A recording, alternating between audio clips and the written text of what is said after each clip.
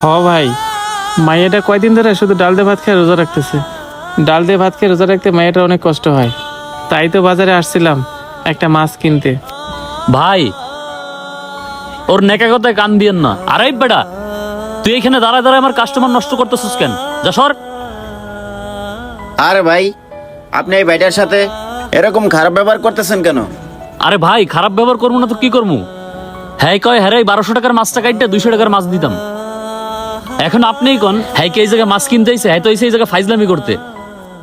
কি বলেন ভাই? আর ভাই, আপনি এই মাছটা কাইটা নেবেন কেন? পুরাটা নিয়ে নিলে তো পারেন।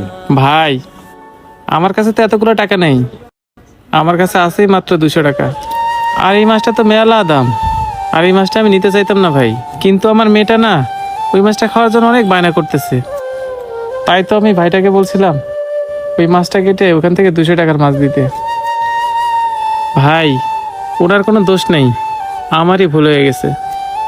আমাকে মতো গরিব মানুষের সাথে এত দামি মাছ যায় না। আর মা, চল আমরা আজকে পুঁটি মাছই কিনে নিয়ে যাই। আয় মা, পুঁটি মাছই ভালো হবে। এ ভাই দাঁড়ান।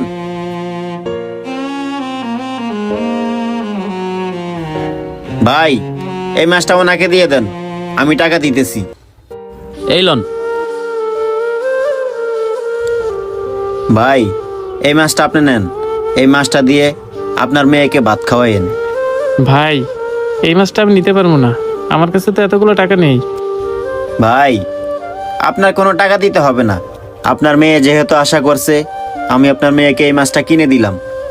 আমি অন্য একটা মাছ কিনে নিব। ভাই নেন, ভাই এই মাছটা আপনি নেন।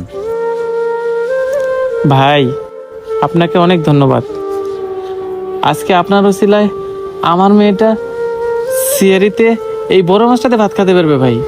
আচ্ছা ঠিক আছে ভাই, আপনি এখন যান।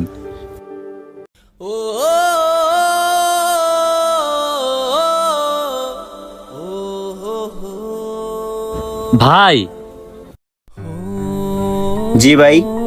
আচ্ছা ভাই, আমার একটা কথা কোন তো, আপনি এটা একটা কাজ করলেন, 1200 টাকা দামের মাছটা ওই লোকটারে দিয়ে দিলেন। ভাই, ওই লোকটাকে আমি 1200 টাকা দামের মাছটা কেন দিয়েছি জানেন? শোনেন তাহলে। জি জি স্যার, আমি এখনই আসতেছি। হ্যাঁ স্যার, টাকা টুকা সব কিছুই ঠিক আছে। জি স্যার, মাল ডেলিভারি দেওয়া শেষ। জি স্যার, টাকা আমার হাতেই আছে। আচ্ছা স্যার, আমি এখনই আসতেছি।